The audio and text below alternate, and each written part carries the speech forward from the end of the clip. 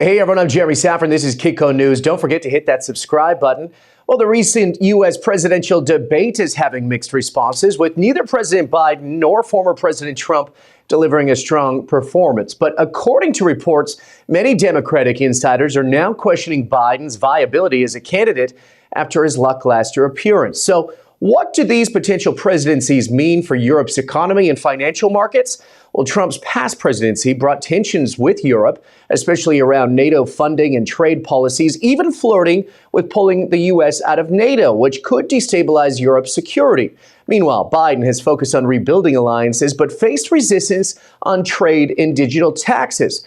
And as we switch over to Europe, the French parliamentary elections are heating up. President Emmanuel Macron called for a snap election, and polls suggest a tight race. The far-right National Party is expected to win the most seats, but might fall short of a majority. And then we look over to the UK. The Conservative Party faces criticism for handling the economy and public services. Now, the economic policies under Rishi Sunak's leadership, particularly austerity measures, have led to slow growth and increased public dissatisfaction. With elections on the horizon, how will these political dynamics affect the UK? Our next guest is no stranger to the Kitco audience. Clem Chambers, author and CEO of Online Blockchain PLC, joining us today.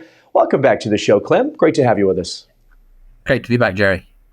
We talked a little bit about the intro, and usually, Clem, when I have you on the show, we talk about cryptocurrencies, but today I want your macro take. Being in Europe, as I mentioned, we looked at the U.S. presidential debate. It was interesting to say the least, but there's concerns about whether and what administration might mean for Europe, as we mentioned, given Trump's past threats to pull out of NATO. Talk to me about Trump. If Trump wins, how is this going to affect Europe? Well, I think Europe's getting used to the fact that he's going to win. And, I think they're getting used to the fact of, the Trump style. And, they're kind of getting ready for it to be a reality. I mean, there's a hilarious thing that happened a few weeks ago, something called a planetary transit. And if you went back 2,000 years, the Romans would tell you that means that leaders will be changed in the coming year. It's like the classic old bones, ancient astronomy stuff. And there it is, the biggest planetary transition in like 400 years. And, the French regime is going to change. The British regime is going to change. The American regime is going to change. And, it's all changed because, you can come up with reasons like austerity and economics. But I think everybody's just browned off, fed up with the sort of leadership that is out there. And they want to change, and they're going for these more unusual choices because they're just so fed up with the establishment, which has got lazy and arrogant and not very clever. And they just want to change. They want to throw a grenade into the bunker and get change. And therefore, they're voting for basically what amounts to change parties. And in France, you say far right, but, anybody that's not kind of, a socialist these days is called far right. And the right in the UK, which is the Tory party, they're going to get absolute drubbing. I mean, I vote for them. I like them dearly. But they're going to get pretty much wiped out at this election, I feel. And it's because everybody's fed up with the way that government and the elite are treating the normal person. And, they've had enough, and they're going to vote for anybody that changes the status quo. Yeah, you mentioned it. I mean, there's a lot of countries going through changes politically this year. We've certainly seen some cracks in Canada as well. Let's get back to Trump on NATO. I'm just curious from your perception here, if Trump does get in, and I mean, obviously his last leadership, we didn't have the ongoing war in Ukraine and Russia, so he wasn't necessarily dealing with it, but he's kind of talked about pulling out of NATO. I'm just curious, is this a discussion in Europe right now? Is anyone talking about what happens if Trump gets in, or if it's good or bad, or as you said, when he gets in? Well, I think that, if Trump said chicken, the media would say he said ostrich. And anything he said that's made a point gets blown out of all proportion. One of the reasons why he's going to get back in is everybody despises how the system seems to attack him at every corner, basically harass him off the planet pretty much. And, so he's position was, come on, Germany, spend your percentage of your GDP on defending yourself. After all, it's the Russians over your border, well, a little bit further than just over the border, but pretty blooming close. And we've got to pay for all this? Come on, what are we doing in NATO if our allies in NATO are not pulling their weight? And that's really what he was saying. And obviously, being, Trump, he won't just say it like that. He'll turn the volume up and say, hey, what are we even doing here? What the devil's going on? What are you people thinking? It's really all about the fact that the military spending of Europe is very low. And most people in Europe kind of like that, kind of think that preparing for war is one way you end up having one. And, there've been so many very, very bad wars in the last 100 or so years that there is a non-military, non-aggressive tendency that's very, very deep in Europe.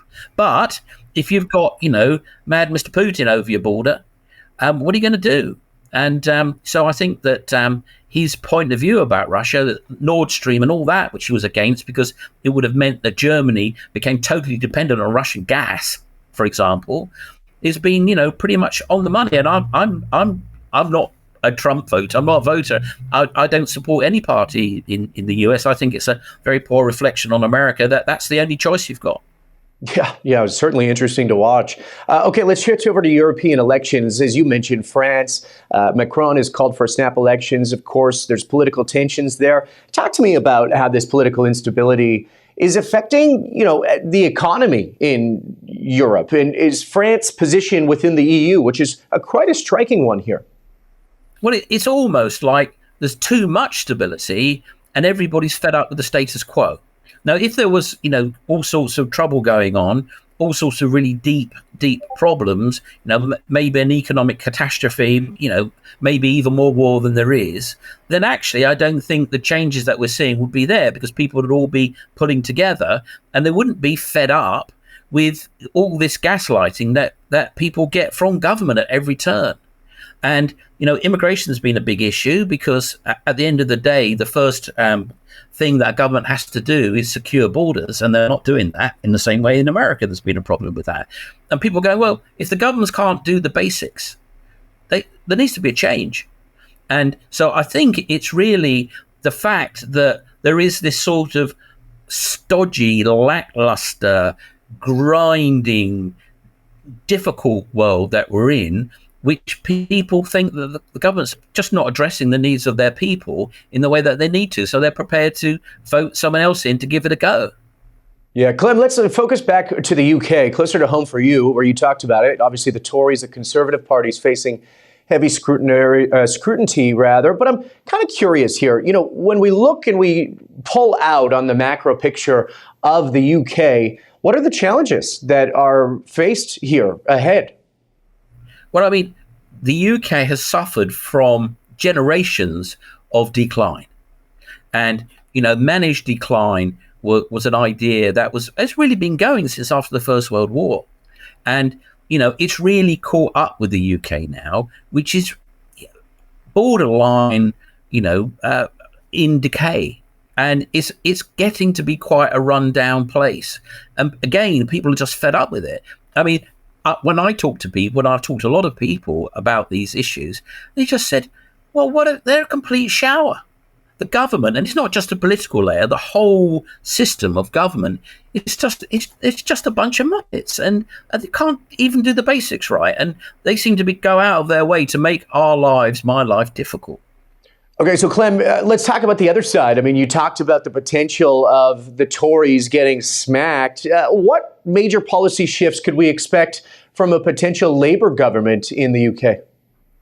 Well, it's a very good question. I mean, I personally think we might see a sort of rerun of a Blairite, because there was a previous prime minister, several prime ministers back, that came in, and he was really not very old school socialist. He was almost a Tory in a way, and he got a lot of trouble from his own supporters for being actually quite right wing, certainly centre. And I think that when the Labour Party get in, as they're almost certain to, there is a chance that they might have that sort of Core Britannia, go for a bit of growth, feel good factor, at least for, an initial period. They'll get a honeymoon period. And I think that will be, the economy's on a recovery path anyway, post-COVID. So they'll get that recovery period. They'll get the fact that they can blame anything that goes wrong on the previous administration. The change will be exciting for everybody. So I think there'll be a decent, year, 18 months, maybe even 2 years of honeymoon period. And that will be probably economically strong. Yeah, I always have to ask you, because you mentioned a little bit about the economy. Eurozone inflation has been on the rise. Not a lot, but annual rate at 2.6% in May of this year. So I'm kind of curious, looking at you, Clem, what's inflation like in the UK? We know it's been consistent on the data front, but are, the Brits really feeling the pinch like the Americans here? Is there less beer being drank at the pubs? So people are now feeling the pinch, because the money they saved during COVID and all the kind of storing up of resources that a lot of people did, they've got through them now. So not only have they had that inflation, which is, it feels like 50%. It might be more in certain areas. They've also burned through their sort of stash that they built up during COVID, when they were sat around not going on holiday, not buying new cars, not going skiing, or whatever the equivalent was, going to the seaside. And I think that, and not going out, not going down the pub, and all those things, that all that disposable income goes on. So a lot of people actually stashed quite a bit of money, but they've got through that now, and now they're starting to go, oh dear, it's a bit too tight to mention. So you're getting that echo of COVID and a sort of recessionary move. So people are on the back foot economically in the UK. You get that feeling as well. But the thing about inflation is you can't trust it. There's been, if you look at the Bank of England's numbers, since, say, 1982, there's been 300% inflation, which is, over best part of a lifetime, not too bad. But actually, it's 5 times. So if you actually do go dig in and find the actual something to measure it against, it's the real inflation about 50% higher. So, and I think that's fair to say, with what we've seen in the UK, it has actually been about 50% higher. And it's probably running at 50% higher than the numbers that you'll be given. And I think that's kind of all over most of these government numbers, is they muck about them so much. They have hedonics, where they go, well, computers have actually come down in price. It's the same price, but you get twice as a computer. So they're really half the price. So that's a deflator. And of course, maybe to an economist, but so I think the real in your pocket inflation is a lot higher even now than it has been. Yeah, people are feeling it. People are feeling it, with the ECB, the European Central Bank, balancing obviously the need to control inflation, but they got to support economic growth here. What should they be doing? Clem, what's your take? Well, I think they know what they're doing. I don't. There's always this meme that central banks are clueless and they don't know what they're doing. I think they absolutely know what they're doing. They've got to have some kind of what I would call elevated inflation. 4%, 4.5%, maybe 5%. In that zone. And they can't tell people that, because runaway inflation is created by what they call inflation expectations. So if people expect 5%, you can end up with 10% if you're not careful, because people run ahead of the inflation and it makes a vicious circle. So you have these highly curated numbers that say 2.5%, 3%, oh, it's not so bad. But in fact, it's 4.5%, which actually is not too bad if you look at it in the historical senses, but that's where they need to be to actually adjust the economy, keep growth going, renege on their debts by inflating them away, etc., which is the old trick, of course.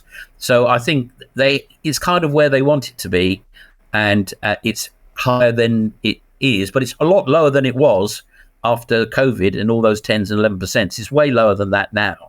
But people are feeling the pinch from the momentum of what's been happening over the last 2 years. So it's kind of a wave, and they're catching the nadir of the wave right now.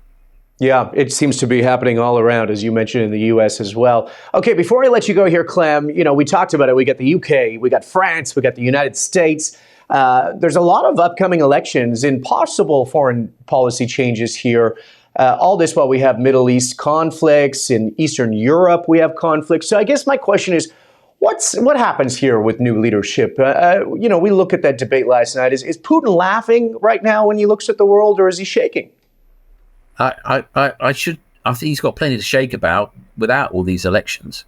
I mean, I think the thing that a lot of people are feeling these days is it doesn't seem to make a great deal of difference who you elect, because it's the structure below the elected layer that has got such a clamp on power, on practical power, that you really can't move the dial that much. And a lot of people would say you saw that when Trump got in. They basically tied him down like Gulliver and Lilliput. They basically neutered him.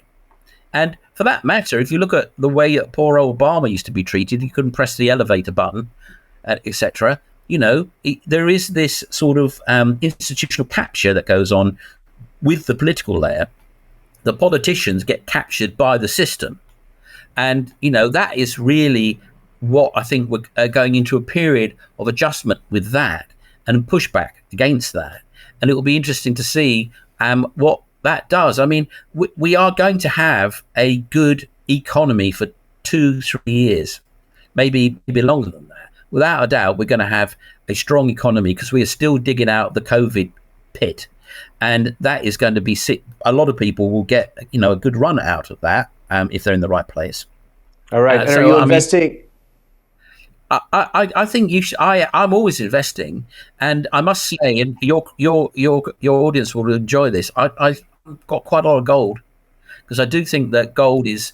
I do think you need to have hedges against inflation. I do think gold is about to go into a repricing, and would anybody be surprised to see it at 3,000? So I like gold. I like silver, obviously, because it's the fastest horse. I like platinum because it's way too cheap. Lots of the commodities are worth watching because commodities are going to be repricing in this period because the inflation has happened and a lot of commodities haven't repriced yet properly. I mean, you've seen things like cocoa go through the roof, for example. Copper's had a run, as I recall, and nickel as well. But it hasn't gone through the whole commodity complex yet, but it will. So I like commodities. I like the precious metals. I like value because as interest rates come down, as they must, value will rise quite strongly, as will income. So, I think we're going to be there's big risks as well out there. But generally, if you can skirt them, we're in for a good 2 or 3 years, particularly in the UK, which might actually be a big boom story for the markets. Little comeback kid. Takeover craze. That's what it'll be. It'll be all the American companies coming in and just feasting on the cheap British companies. Interesting. M&A. Okay, Clem, we're out of time, but I hate being out of time with you. Next time we got to get you on, talk about crypto, and perhaps come back and talk about these ongoing elections. I mean, France going to the polls quite quickly. Clem Chambers joining us today from Monaco. Thanks again, mate, for making the time. We always appreciate it. Look forward to seeing you soon. Thanks, Clem. I'm Jeremy Szafron for all of us here at Kitco News. Thank you for watching. Lots of great content to come from Michelle McCory and I. So hit that notification button and stay updated. We'll see you next time.